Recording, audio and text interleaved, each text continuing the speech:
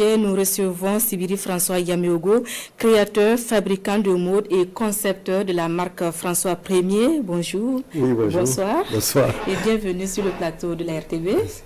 Alors, comme ces femmes que nous avons entendues en tant qu'acteurs du consommons ou du produisons local, vous avez certainement apprécié l'esprit des journées nationales d'engagement patriotique et de participation citoyenne. Oui, moi je pense que c'est une très très bonne idée parce que là, ça permet de booster l'économie, ça permet aussi de garder notre souveraineté. Parce que quand on consomme ce qui vient d'ailleurs, c'est aussi on reste toujours colonisé. Donc je pense que c'est super. Alors, est-ce que déjà François Premier a senti les effets de la première semaine des journées nationales d'engagement patriotique sur les ventes?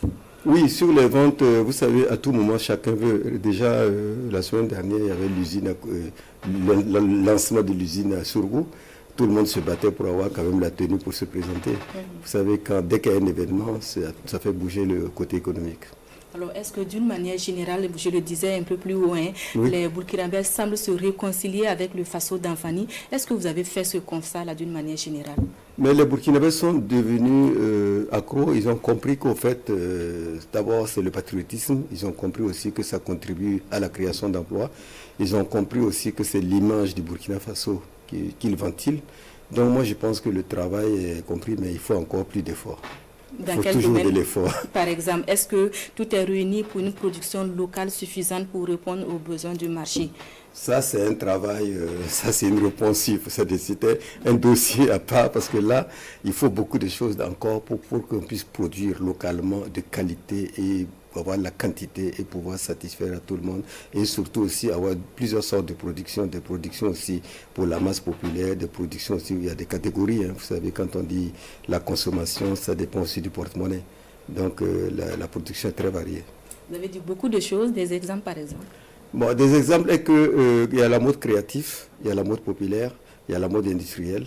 Donc la mode est variée. Donc ça dépend. Pour avoir la mode populaire aujourd'hui, on n'en a pas encore. La mode populaire, c'est quoi? Ça veut dire qu'il faut arriver à des prix où on peut rivaliser avec ce qui est l'importation, comme la friperie.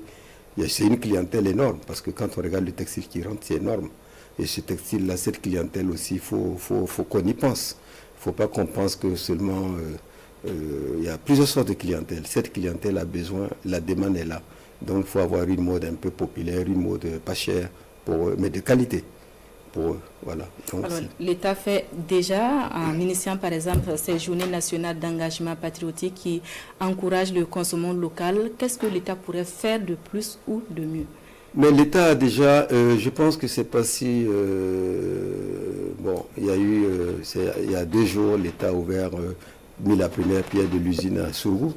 Et cette usine, moi je pense que ça va faire beaucoup de choses, ça va booster l'économie, ça va permettre aujourd'hui déjà, vous savez, dans la consommation, on ne fait que du 100% coton.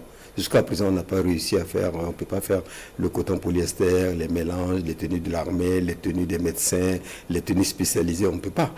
Aujourd'hui, l'usine, déjà, l'État va répondre à ce besoin. L'usine va faire ce qu'on appelle du mélange polyester. Tout ça, déjà, ça va booster l'économie. L'État va encore, derrière cette usine encore, par exemple le cocodona que nous on utilise, vous savez que le coton vient de l'extérieur, de la Chine, de tous les pays. Et si l'usine nous fait la toile qui nous permettrait de faire le cocodona, ça va booster encore l'économie. En dehors de ça encore, si l'usine encore va donner de la sous-traitance, vous savez, ce qu'on appelle les emplois indirects. Donc toutes ces femmes qui travaillent ou les gens qui travaillent, nous tous les couturiers pourront aussi avoir du travail où ils peuvent sous-traiter.